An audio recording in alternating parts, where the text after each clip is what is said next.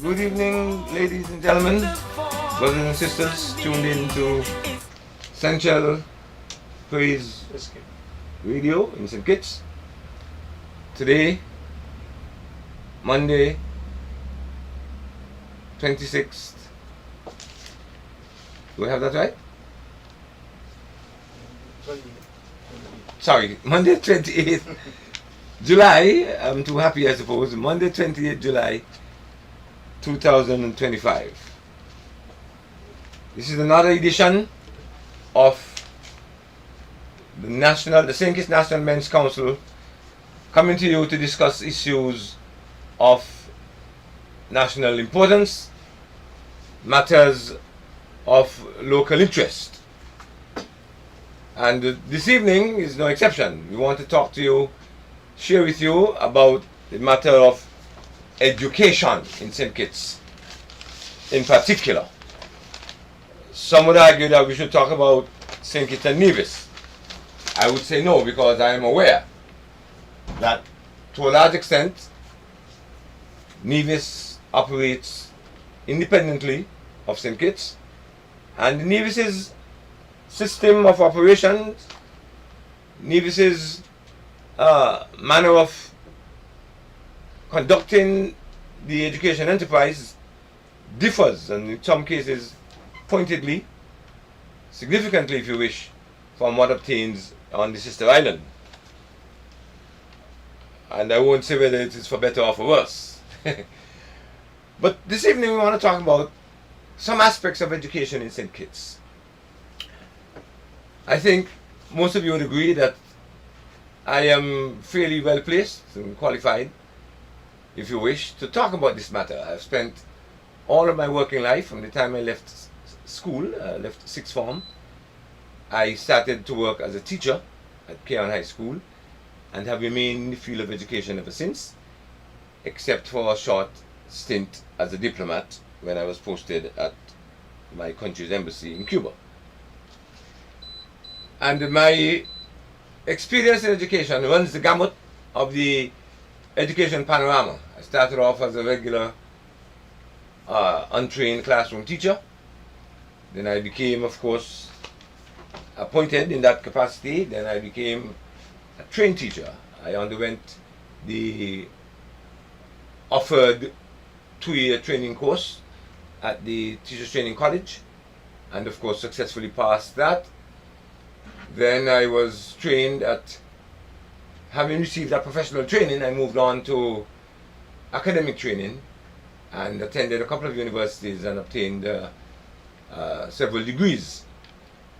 I have found out over the years that degrees serve only a very limited purpose, because I have come across persons who, as one politician put it, had as many degrees as a thermometer, but performed miserably. Theirs is a record of shame and failure, despite the many degrees. So I don't talk about degrees and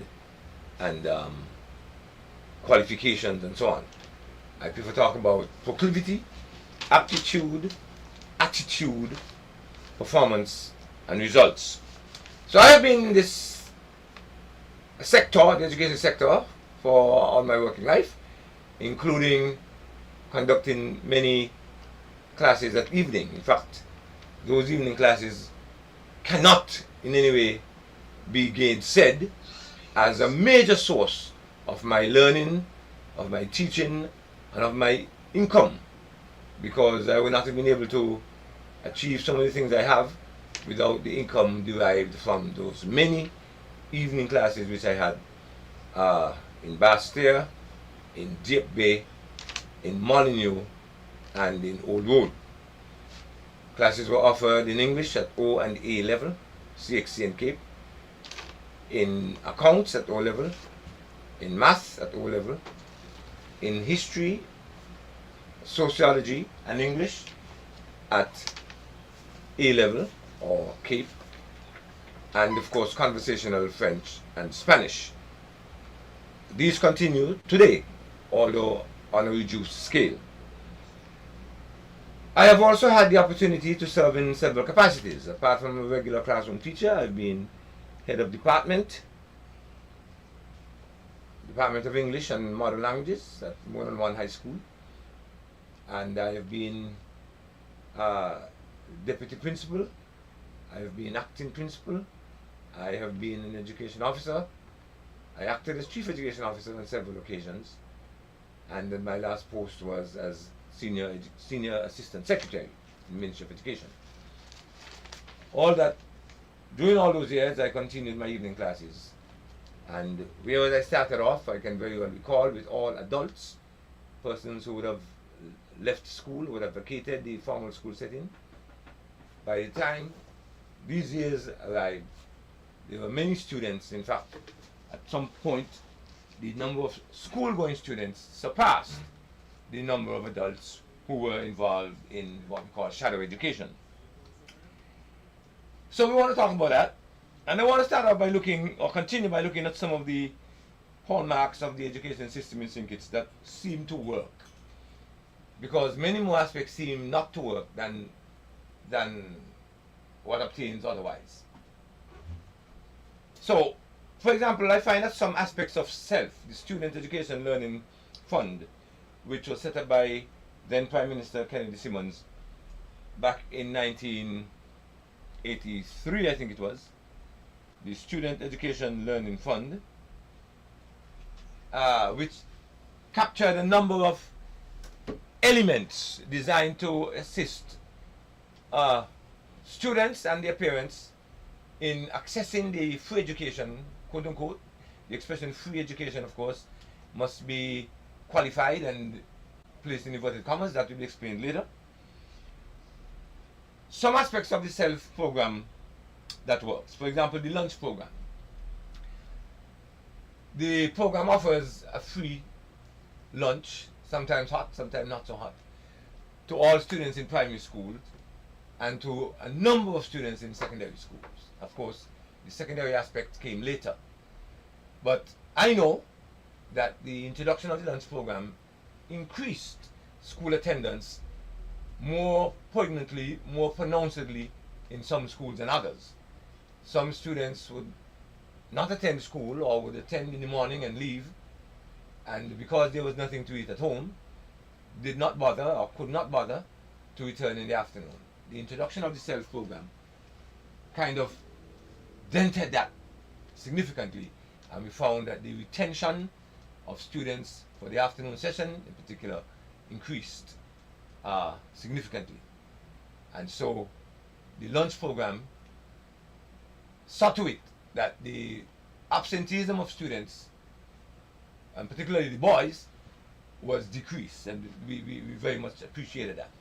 At the same time, we found that the introduction of the lunch provided a means of nutrition, because from the very onset, attention was paid to the nutritious or nutritional composition, the variety of the meal that was offered.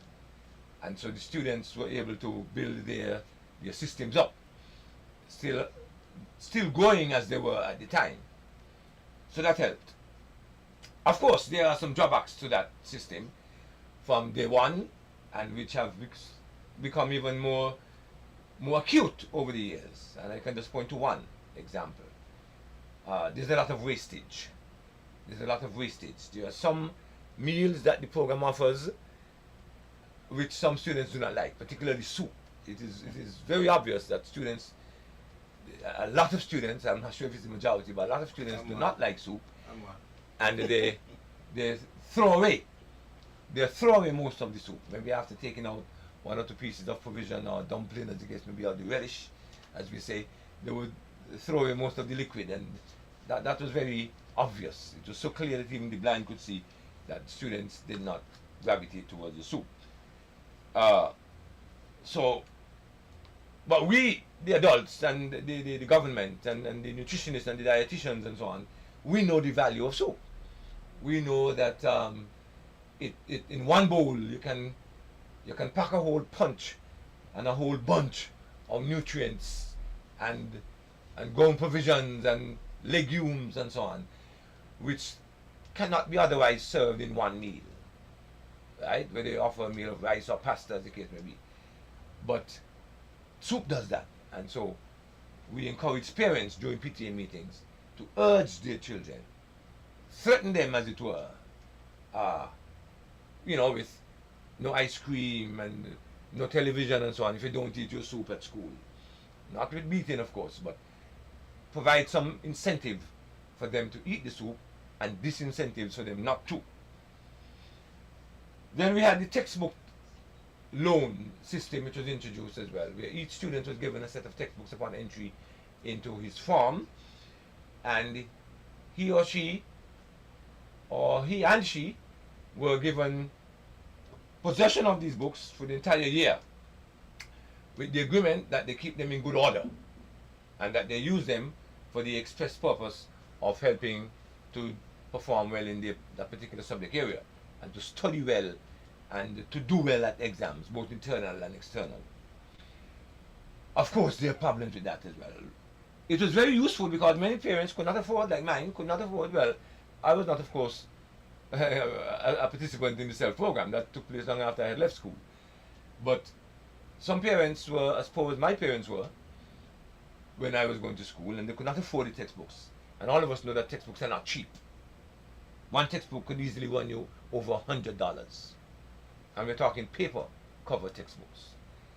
So it helped, especially for those students who were academically bent, who had that aptitude for things academic, and they wanted to study, they wanted to learn, they wanted to push themselves, but the absence of textbooks in the home did not promote the achievement of that particular goal. So the textbooks came in handy.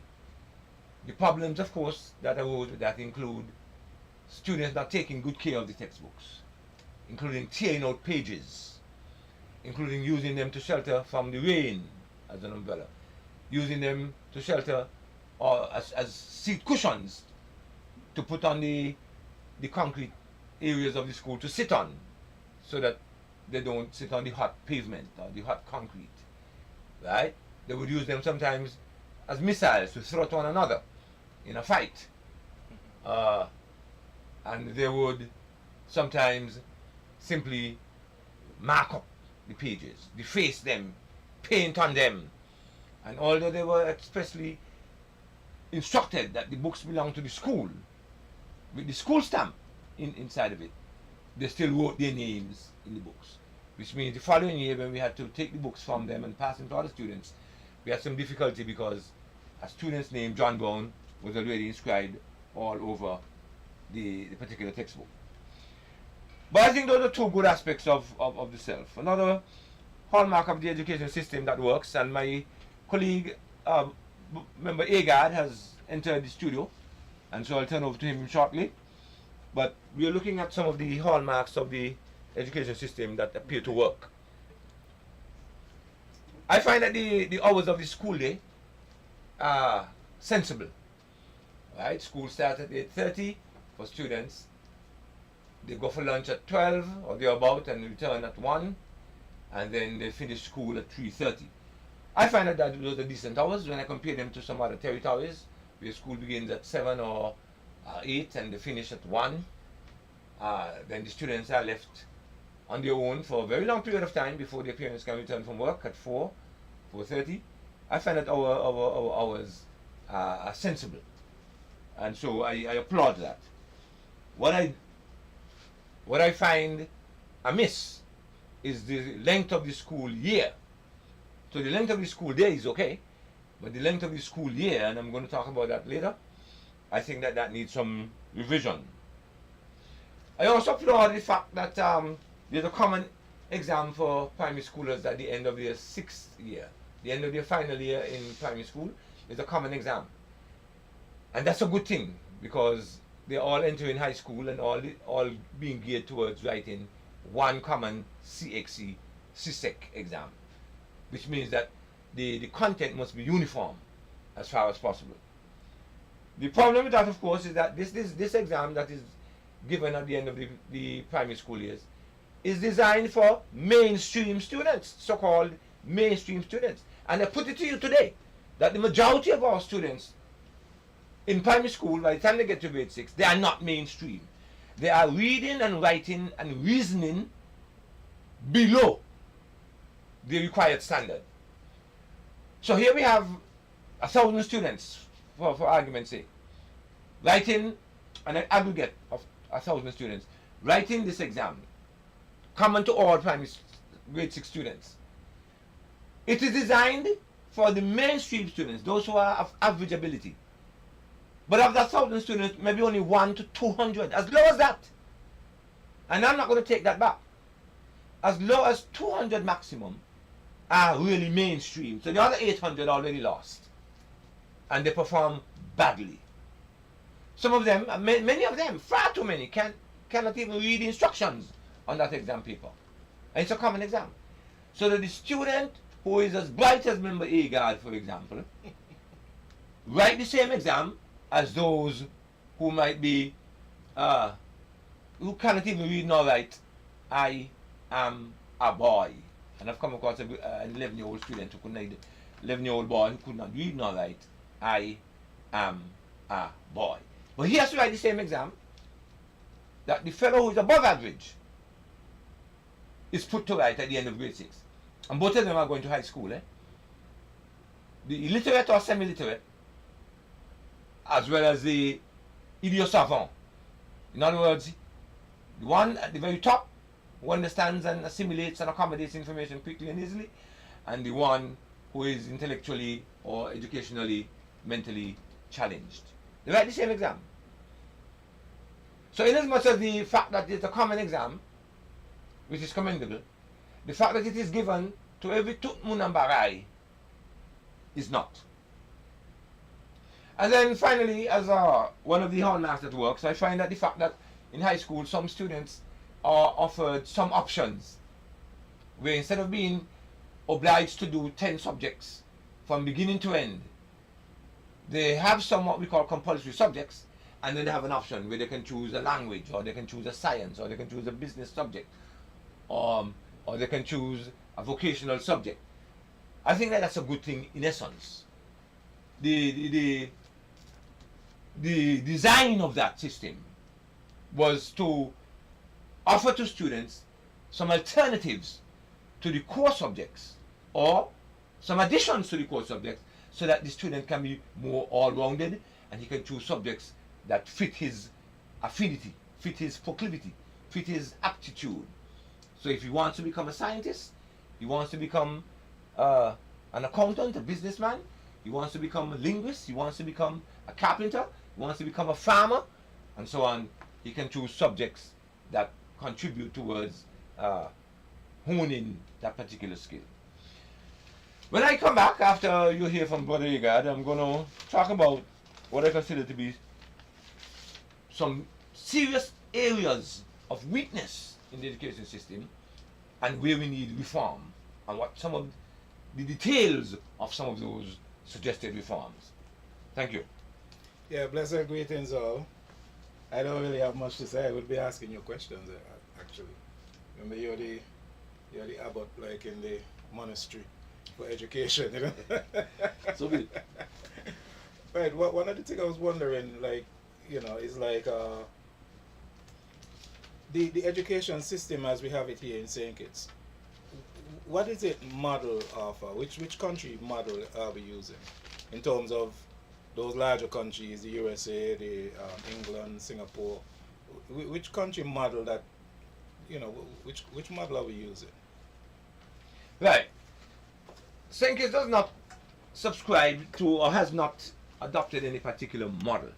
If you study the history,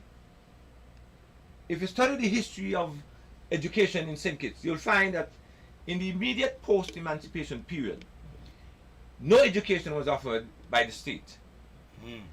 Education was offered only by certain religious bodies, most notably the Moravian, followed by the Methodists, and then the Catholics. Of course, inasmuch as the education offered contained both elements of the sacred and the secular, one could easily imagine and expect that most of it tended toward the so-called sacred, where there was an emphasis on religious instruction, right, moral instruction, if you wish, vices and virtues, values and discipline, and so on. And so it was not until the towards the end of the 19th century that the state began to assume an interest in public education. And schools were not built until the 1930s. It was not until the 1940s, for example, that primary schools were built. This is why you find that many primary schools were housed in buildings that belonged to churches. I'm a product of one. I went to the best school of all, Bastia Boys School, that belonged to the Methodist Methodist, Church. right. Right? And its sister school, the Bastia Girls School, which also produced many excellent females in society, belonged to the Anglican Church. And right next door we had the Maurice Hillier Epworth School, which belonged to the Methodist Church as well. The difference is that Epworth School, Maurice Hillier, was a paid school. It was a private school. But the public schools, which were paid by the government under a system called grant in aid, where the government would lease these buildings from the church, and in turn the church would get some very special privileges and exemptions and so on, and that continued for many years. Right. So what happened then over the years, to continue answering the question, the state decided these are our needs and our priorities, and in collusion or in collaboration with our sister islands in the Caribbean, we are going to try to harmonize our education system as much as possible.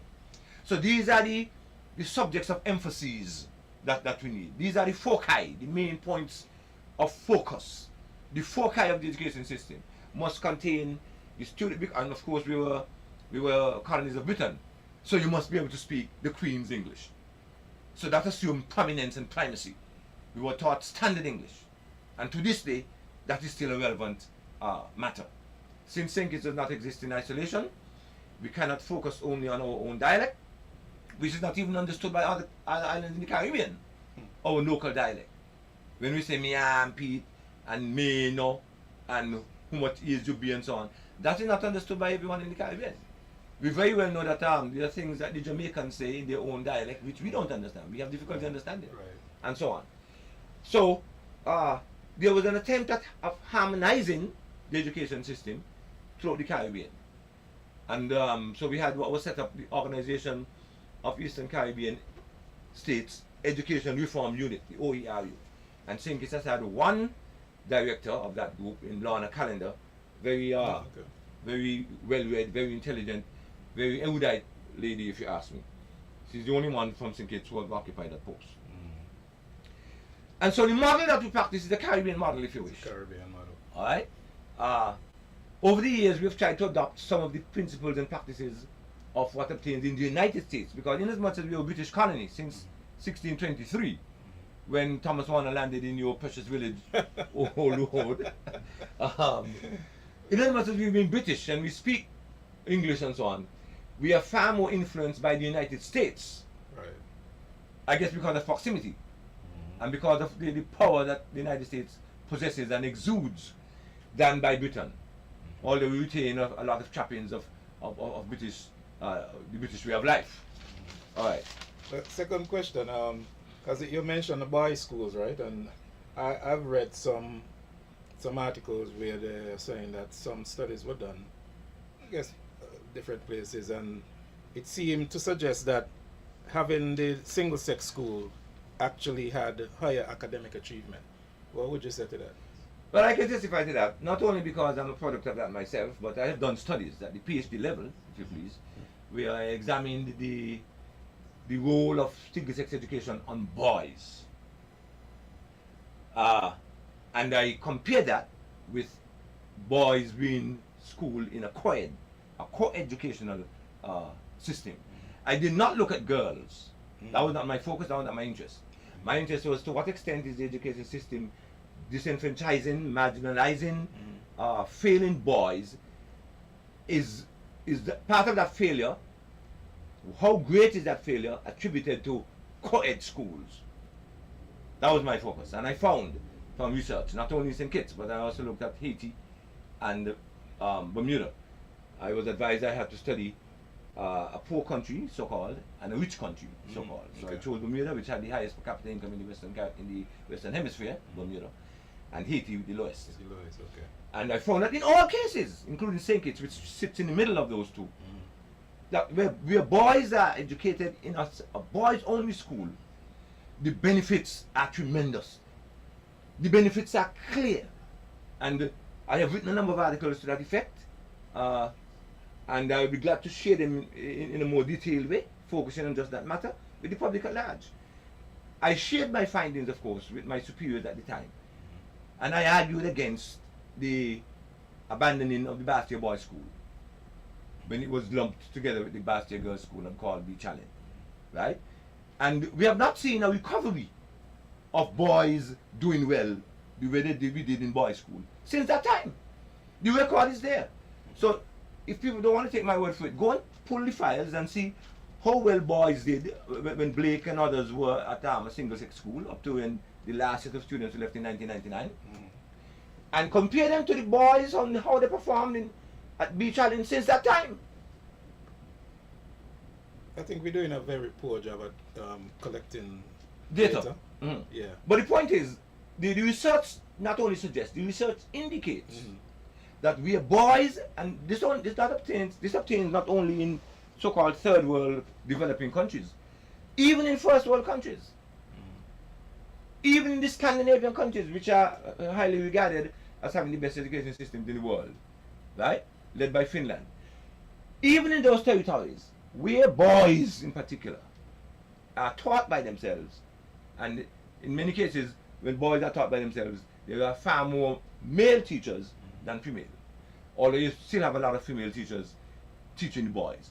You do not have any female schools. Interestingly, oh my God, there are no single-sex schools for females where there are male teachers. And they never had a male teacher at Bastia Girls School.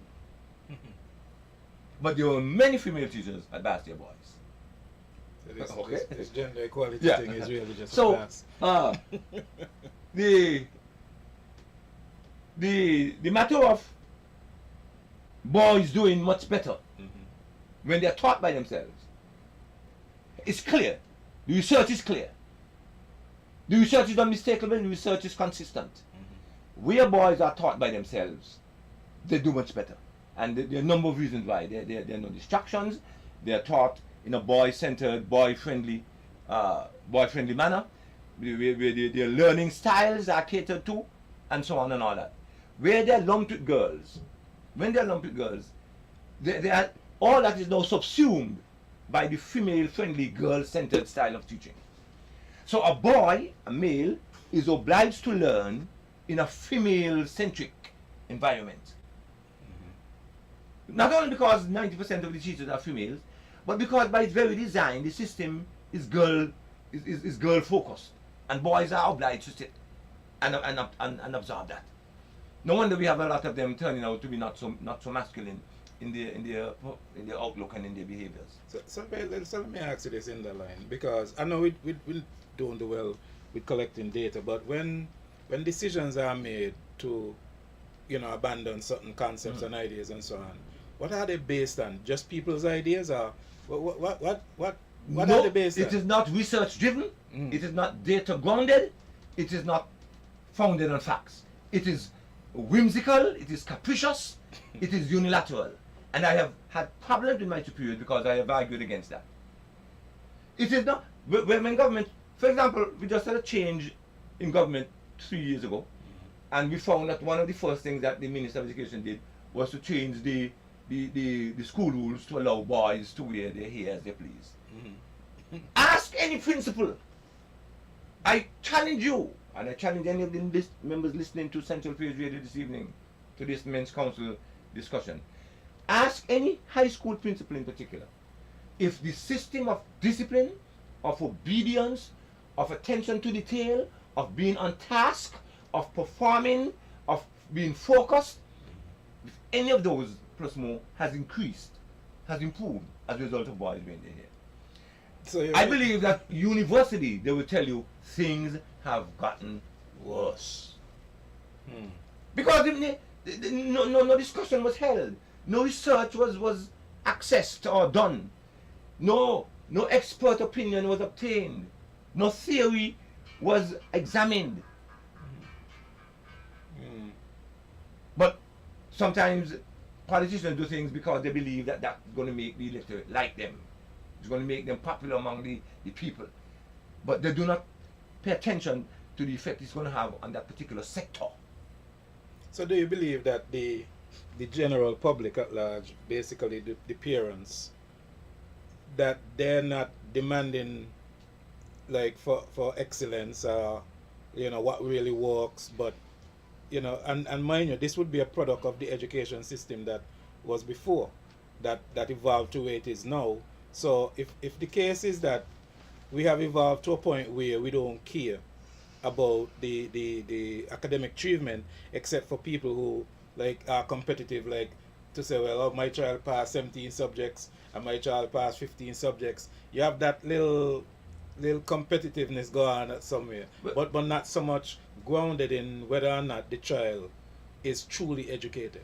Well, we know that in St. Kitts nobody demands anything publicly. There are no public demonstrations, there are no public protests, there are no public manifestations of dissent with what the political directorate dictates, whether they go in the house and pass certain laws, which in my view are inimical to the interests of the average citizen.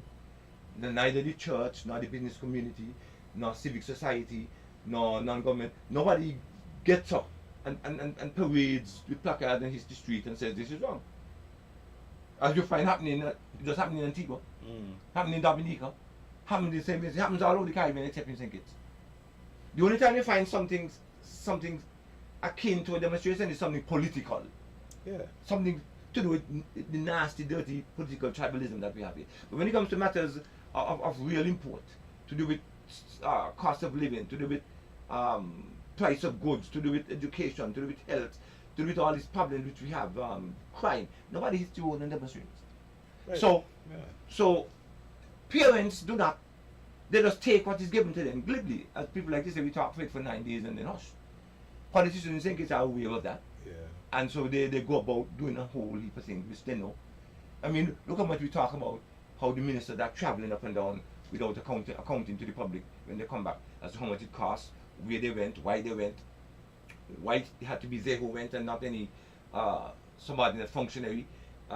Because my minister, for example, and my chief sent me on a lot of trips. Nowadays, no, it's the minister themselves going. In as much as they know that people are talking about it, they know it's being written about, they know that it's not being well received by the public, but they still do it. Still continue. So do you think then that because there's no real serious no protest against it? Protest. There's no opposition. There's no dissent. There's nobody hitting the wall. They're not going to come back and meet some people at the airport saying, another $100,000 wasted. That money could have been used to fix a road. Another $100,000 wasted. That could have been used towards putting up the first wing of a new school or nothing like that. So do you think that this is so because that generation has been a product of the former education system might have produced that type of mindset? I do not know where the answer lies. I don't know where this thing began, because people say since 1935 when we had the Buckley's Uprising, we have never had anything else similar, except something political when we had the riots in 1993, Right. when I had to be called out of my freedom as a member of the defense force and be given a big gun and told, go down there and guard that and shoot anyone on sight who breaks the curfew. But nothing else like that. And we've had so many issues, so many matters, so many concerns, which, like I said before, are not in our favor. Which put us in a bad state, in a worse state, but nobody demonstrates. And this runs the gamut since independence. Whether it be Dr. Simmons, Dr. Douglas, Dr. Harris, or Dr. Drew at the moment, we do not have a history of that. All right. So since that the changes that are being made almost every year, some just change, because I think last year I saw that the schools are now harboring the concept of Halloween and other sorts of strange behavior, like basically right. They look like they're more into the children having fun, at least what they think fun is, and not focus more on you're gonna have them grounded. And nobody does anything about it, because the Ministry of Education is aware of these things and does not intervene, does not do anything about it. I remember at one point the a particular high school here in Bastille, almost every week there was Mufti Day. Yeah. Well, what Almost is every week. So, and on Mufti Day, hardly any learning takes place. But hardly any learning takes place on a normal day, far less on Mufti Day, where the students are more concerned about how they look and how they dress up and which girl has this and the latest style and so on and so forth. And it was a means of fundraising, the school said. So they were more concerned with raising funds than the students being taught correctly and being shaped and molded in the way they ought. Alright? So Blake, I mean, And another example, before you continue, hold that point, of government doing things without discussion and research, was when the government got up and decided to give every child a computer. I had a serious problem with that. It made no sense. It made political sense, perhaps. I'm Just glad you politically bring correct. up that because I would like to say something. But it was neither economically, educationally, pedagogically, or commonsensically correct. Yeah, because even till this day, the politicians are still arguing that that was something good they did. Hmm? And I teach a lot of computer classes, youths and adults and so on. And one of the things I notice is that the parents who are basically computer illiterate don't know anything about the computers. A lot of the teachers are also computer illiterate. Right. Don't know anything about the computers. And the people who are in the background who are supposed to make this thing happen, their suggestions are basically tossed out because the political mileage out of it seem to be more important That's the point I'm making. than for it to make sense. That's the point I'm making. And the That's the reason I point I want to made. say something about that is because from the technical part of it, the idea was that even you're giving out the laptops, right? And those laptops were supposed to be monitored and supposed to be you basically you can't do anything you want on these laptops, right? And This was controlled. right? That was not. They never continue with that. Right. Matter of fact, so the youths and them now get the laptops, put on their own operating systems. For people who know what operating system is, that's when you turn on the computer, you see Windows or whatever, and basically break it, crack it, and then a whole lot of the youngsters them watching pornography. Of course.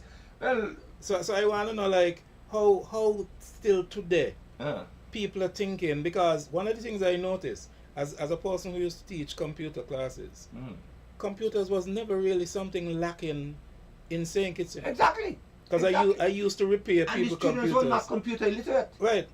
So Even without a computer in their hands, they were still computer literate. right. So the laptop thing whatever they did with that, because that was not the only program that was messed up by government or kidnapped by government, but that one for sure, because I'm still hearing talk about how great that was, not realizing how great that was.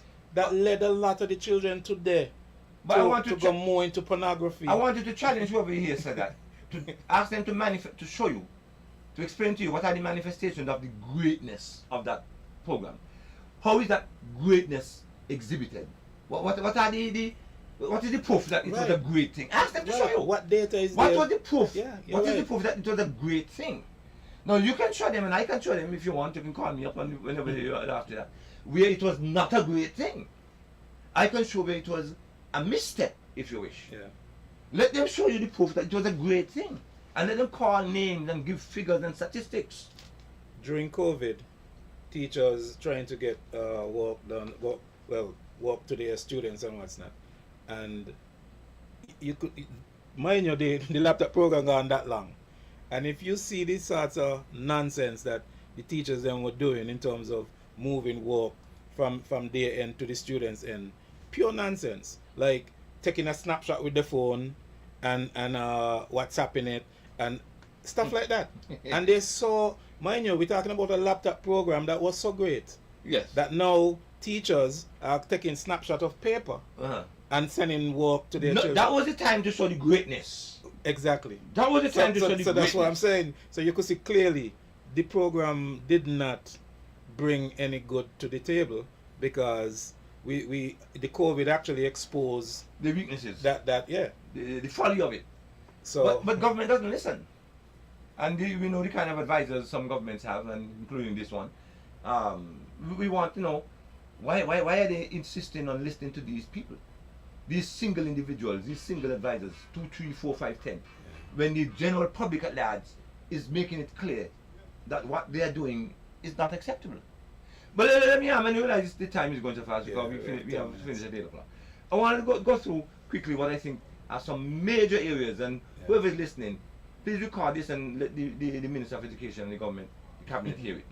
One, we need to introduce a discrete subject called parenting, where we teach the role, the responsibilities, the challenges, the complexities, the benefits of parenting. That's one. Two, there needs to be a serious emphasis on agriculture, the science of agriculture, the economics of agriculture, and the practicals of agriculture. We know of teachers who taught agricultural science, including teaching soil composition and so on, without stepping foot outside the classroom. They're surrounded by dirt on the outside. They're teaching the composition of soil and different types of soil and so on, but they do it in the classroom using a textbook and chalk and talk. So there should be emphasis in agriculture. There should be learning for information, learning for knowledge, learning for pleasure, learning for internal satisfaction, learning for practicality, and learning as a result of intrinsic motivation. What we have today is coerced learning, rote learning, forced learning, where students learn, quote unquote, only to pass an exam. And I put it to you, a student who gets a grade 1 in any subject, history, chemistry, maths, you name it, when the results come back on the 10th of August, give him that same exam to write on the 11th of August. I put it to you that more than 80% of those students will not pass that exam on the 11th of August, especially if they didn't tell them in advance. You just give them the very same paper. If you want to make it easy for them, give them the very same paper that they did when they crammed and so-called studied, and they stayed up at nights and had people drill them, and they crammed and just for the exam. Let them write that exam the day after the results come back with it. They have a grade 1. That's interesting. The Ministry of Education, and I want the world to know, is yet to declare and to propagate what is success as far as the Ministry of Education or the government is concerned. What do they determine? What does the government determine? What does the Ministry of Education dictate qualifies as success in education? How does the ministry determine success in education? What does success in education look like as far as the ministry is concerned? And I want the minister, I want the PS, the permanent secretary, I want the chief education officer to be able to answer that question. And I want a proper, sensible 21st century answer. I don't want a pedestrian response. Because we need to know what is the objectives. Where are we heading in education? We want success in education. What does that success look like? Does it have any, I don't even want to give anybody any ideas, but does it make any reference to student behavior, student conduct, student attitude? Because I put it to you, what you're going to get, how many students pass the subjects? Yeah. That seemed to be the thing. That seemed to be the thing. Which is so shallow and empty, so utterly unacceptable. What constitutes success? That's one. Does the government seek stakeholder and community participation in constructing an education program? To what extent is the society, the business sector, and so on involved in determining what is to be taught? So that, to what extent is what is being taught relevant to today? Today's economy, today's society, the complexities, the intricacies, the delicacies, if you want, of life in the 21st, in 2025. To what extent is what is being taught in school relevant? Making the students able to easily adapt and to do well in that context, not only in St. Kitts but throughout the Caribbean and throughout the world. Throughout the world, yes. What are the benchmarks and indicators that the government has set, and which are known to teachers, known to schools, which they are supposed to achieve in order for success to be arrived at? But then if you don't know if you haven't determined what success is, you can't do that. We need to revisit school rules and regulations and not just have a minister or any single individual decide unilaterally, I think I'm going to change the school day. I think I'm going to change the school uniform. I think I'm going to change this and change that. Right. There must be stakeholder involvement and participation. There must be buy-in from the major players in this scenario. The major actors in this particular arena must be engaged in order for them to claim ownership and therefore contribute meaningfully to the change. We need to revisit the school rules and regulations, and we need to insist on compliance with such rules and regulations. For example, the rules and regulations with respect to uniforms, cell phone use, homework, classwork, coursework, punctuality, discipline. Where are they? And are they being promoted? Are they being flouted with impunity? And what are the results? What are the consequences? Students do a lot of nonsense because they know there's no consequence. They destroy the furniture, they destroy the equipment, they destroy the supplies, they are rude, they are disrespectful, they are violent, they are aggressive, they don't do the homework, they're always out of uniform. I gotta put it to you, you will not believe that it's against the school rules for boys and girls to wear jewelry. Whether we agree with the rule or not. The fact is, the rule says, I don't agree with the seatbelt rule as a driver, but the rule says I must put on my seatbelt as I drive, so I do it. Right. The school rule says boys, neither boys nor girls, must wear any kind of jewelry in their ear. Stand up on any street towards any high school, particularly down in Bastille. Any street where the students are, which the students use to commute to school, and count the number of students. You'll run out of space. Count the number of students you see with earrings in their ears. You can't believe it's against the school rules while they're in uniform. You won't believe it. That rule is floated so openly. You can't believe it's a school rule. I believe that the idea of continuing to supply textbooks free of cost and paying for exam fees and giving the lunches and so on, the way it is done needs to be changed because there's too much wastage. There's too much wastage. The students are not taking care of the furniture. They're not taking care of the textbooks. They're not taking advantage of the lunches and so on. That needs to be revisited, brothers and sisters, ladies and gentlemen in the audience. It is a waste of precious resources. We need to strengthen and professionalize the way we recruit, select, and train teachers. Too many teachers are not what they thought. People used to laugh when I say, if I had the authority, the first thing I would do is fire half the teachers. And the second thing I do is fire the other half. They would laugh. But having been in the system myself, having been in a supervisory position, having been in the leadership of the schools myself, I know what I'm talking about. I remember very well, I was in charge of training teachers as an education officer to organize training for teachers, and I organized some training in classroom management and student control. And I wanted 6 teachers from every school, every high school.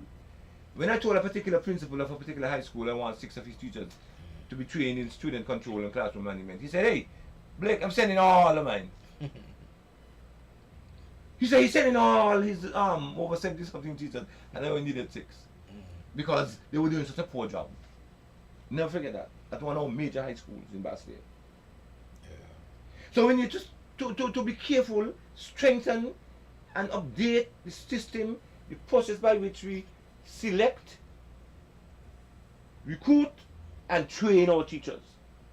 And then when they are hired, we need to have a consistent, regular teacher appraisal, teacher assessment and teacher evaluation program in place. We must have a mechanism where teachers are regularly, consistently assessed, evaluated and appraised. So none of that is in place right now? None of that is in place right now. So we're not saying of a teacher being dismissed or disciplined or whatever because of poor teaching, being a poor teacher. We have a lot of poor teachers in St. Kitts. And the research tells us clearly, it is better that students have no teacher than for them to have a poor teacher or a weak teacher. That no teacher for a class is better than a weak teacher or a poor teacher. That's how important good teachers are. Teachers are what we call a sociometric star in the teaching learning enterprise. They're the most important people. No computer, no AI, nothing will ever be able to replace the physical teacher in the classroom. That's how important teachers are. So many schools are in such poor shape, physical poor shape. Bathrooms, kitchen, classrooms, offices, windows, doors, electrical outlets. They're in such poor shape. You wonder why. We've been arguing all the time that the public works department need to have a unit dedicated exclusively to school maintenance and upkeep. I think that should be privatized. I really don't trust public works. Right. Then the government should put that in place, because the amount of money government is paying for renting buildings all over the place nowadays.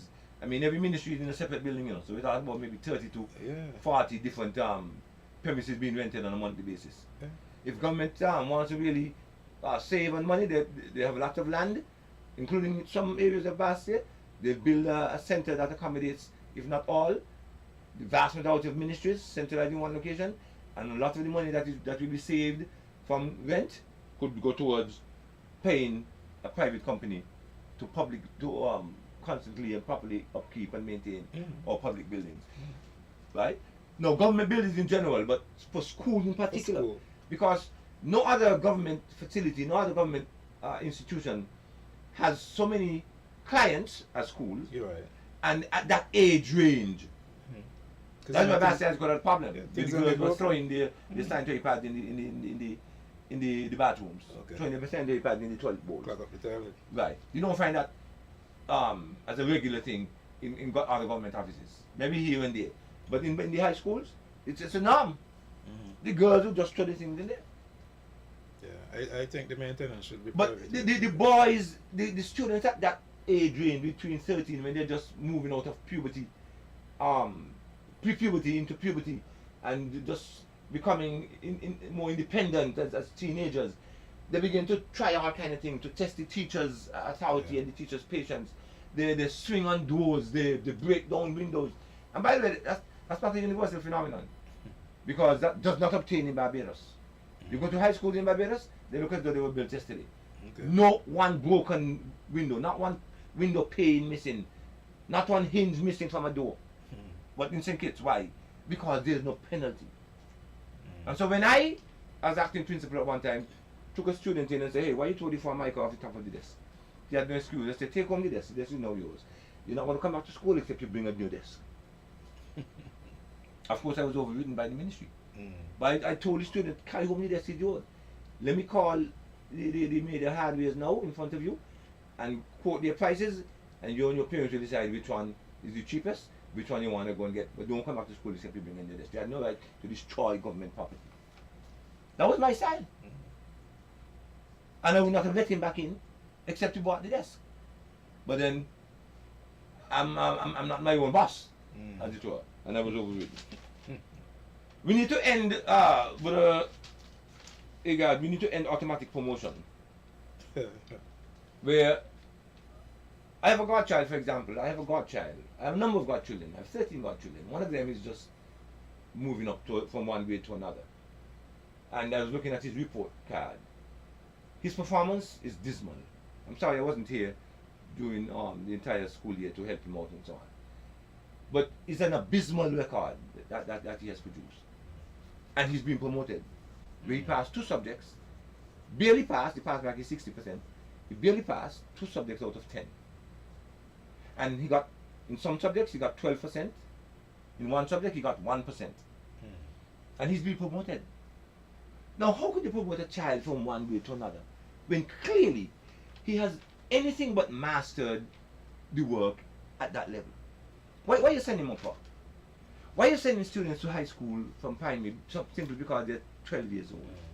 When it is clear that the 12-year-old is still operating at a grade 2 level. As low as that, some grade 6 students are still at grade 2 level. But we're sending them up to high school. And we've been doing it for years. We know it is wrong and bad, we know it doesn't make any sense, but we keep doing it. Well, why do we keep doing that? Well, nobody holding them accountable for it. And there's so many wrongs with that. So many things wrong with that. We need to reset the vacation dates. I believe that students get too much time off for vacation, especially during Christmas and during the summer. They look like they're asking for more. I think we should regulate preschool education because only some children, not all, go to preschools, which means, and then only some preschools teach the elementals of education. You know, they teach students to count, colors, shapes, numbers, and the alphabet and so on.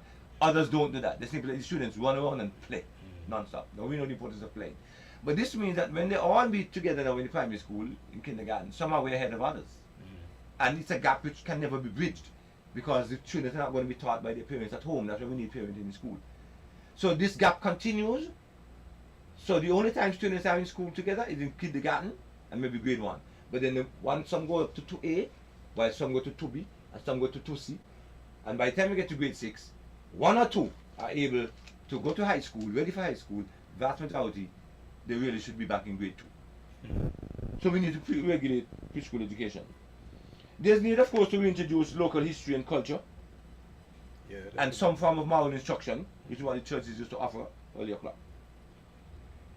And we need to formalize and make uniform the criteria for promoting students and for repeating students.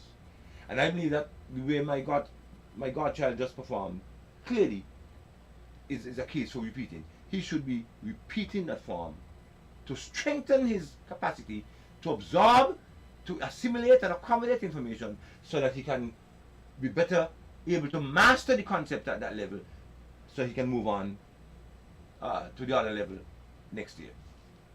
Those are some of my concerns in education, ladies and gentlemen. I cannot go into any depth or detail naturally because of time. Egan, over to you. Well, there's so much more to talk about, so I hope we could probably come back and even Well, I'm prepared to continue this discussion next week. Yeah, or the next session. There's a lot more. So let's continue this next week. Very well. So people, listeners, we give thanks to be here. And hopefully we'll be back again to continue on this topic. There's a whole lot more to reason. Will it be next week or the following week? Next Monday or the following Monday? Well, next Monday is August Monday, so I guess we won't be here. That's a holiday. Holiday don't mean we can't be here. And that's not an issue we have. Nobody knows anything about emancipation. All they know is a holiday. Yeah, Nobody cares about the meaning of it, the history of it, the relevance of it. But the good director here will tell us whether we'll be back next week or the week after or whenever. Thank you very much, ladies and gentlemen. And we just wish that the time will be sooner than later when you can call us and discuss with us live and in real time. Yeah, man. Bless.